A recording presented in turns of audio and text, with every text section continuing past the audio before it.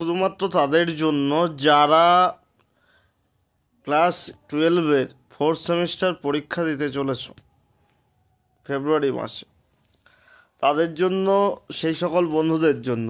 তো সেই সকল বন্ধুদের সবাইকে প্রথমে শুভেচ্ছা জানাই। তোমরা 3rd সেমিস্টার পাস আউট হয়ে 12-এর 4th সেমিস্টারে পড়ছো এবং আশা করি তোমাদের রেজাল্ট খুব ভালো হবে। কিন্তু এই রেজাল্ট ভালো করার আগে, মানে ভালো করতে গেলে যে জিনিসগুলো লাগে সেটা হচ্ছে কোনো বিষয়ের উপর দক্ষতা এবং সেই বিষয়ে ভালোভাবে লিখে আসা। দক্ষতা এই জন্য প্রয়োজন কারণ পুরোটাই ডেসক্রিপটিভ, কোনো এমসিকিউ নেই, কোনো 1 নম্বরের শর্ট কোশ্চেন নেই। এসএকিউ কিছু কিছু ক্ষেত্রে 2 নম্বরের আছে, এই অবধি পুরোটাই কিন্তু ডেসক্রিপটিভ। এইবার এই ডেসক্রিপটিভ প্যাটার্নে যে সমস্যাটা হচ্ছে, তোমরা আগের পরীক্ষায় অনেকেই 35-36 করে নম্বর পেয়েছো এমসিকিউতে, তাতে অনেকের মনে হয়েছে যে পরীক্ষা ব্যবস্থাটা খুব ইজি এবং এই ইজি পরীক্ষা ব্যবস্থার জন্য আমরা 4th সেমিস্টারেও ভালো রেজাল্ট করব, কোনো অসুবিধা হবে না।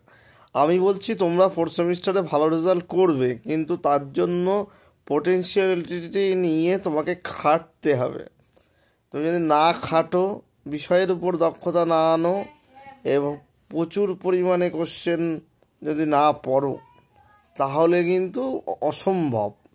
আর 40 মার্কের ভেতরে তোমাদের কিন্তু হিউজ সিলেবাস, বিশেষ করে পলিটিক্যাল সায়েন্স, বাংলা এবং ইতিহাসে, এডুকেশানে, এই আর্টসের সাবজেক্টগুলোতে কিন্তু প্রচুর বড় সিলেবাস দেওয়া হয়েছে।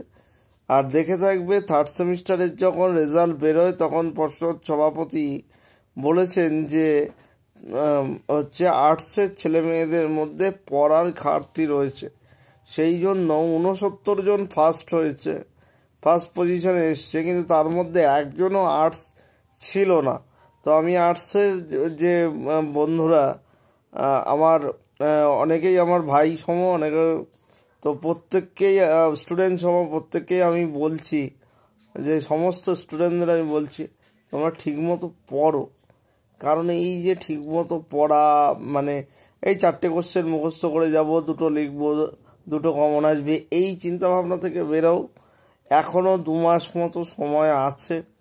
এই 2 মাস সময়ের মধ্যে তোমরা টেক্সটটাকে ভালো করে পড়ে ফেলো। অবশ্যই কিন্তু কমন, বিশেষ করে বাংলার ক্ষেত্রে তোমাকে টেক্সট পড়তেই হবে। টেক্সট যদি না পড়ো তুমি মূল বিষয়বস্তু বুঝতে পারবে না। এক বিষয়ে অনেকগুলি কোশ্চেন আছে 5 নম্বরে, সেই কোশ্চেনগুলি সবগুলি মুখস্থ করে মনে রাখা সবার পক্ষে সম্ভব নয়। আমি বলছি না যে কারোর পক্ষে সম্ভব নয়, সবার পক্ষে সম্ভব নয়। কিন্তু আমি যদি বাংলায় একটা নামকরণ পড়ি, একটা বিষয়বস্তুর ভাববস্তু পড়ি, তারপর মেন কোশ্চেনগুলো পড়ি, ঠিক আছে, তাহলে কিন্তু আমি অনেকটা এগিয়ে থাকবো অন্যদের তুলনায়। এবং সেই সঙ্গে লেখা প্র্যাকটিস করো। হাতের লেখা যেমনই হোক, কিন্তু তাড়াতাড়ি লিখতে হবে। তোমাকে কিন্তু কম সময়সীমা দেওয়া হচ্ছে তুলনামূলক, সেক্ষেত্রে কিন্তু তাড়াতাড়ি লেখাটা বাধ্যতামূলক। আর তোমরা অনেক দিন হচ্ছে গিয়ে এমসিকিউ প্যাটার্নের ছিলে, সেই সময় লেখা টেখা একটু কম হতো, সেই ঘাটতিটাও তো মেটাতে হবে। তাই তোমরা এগুলোর দিকে একটু নজর রাখো আর পড়ো। এমসিকিউর সঙ্গে তুলনা করে এতে তোমরা যদি অবহেলা করো 4th সেমিস্টারে, তাহলে কিন্তু কোনো দিনই সম্ভব না ভালো রেজাল্ট করা। তোমরা যদি ভালো রেজাল্ট করতে চাও, হ্যাঁ তোমরাই ভালো রেজাল্ট করতে পারবে।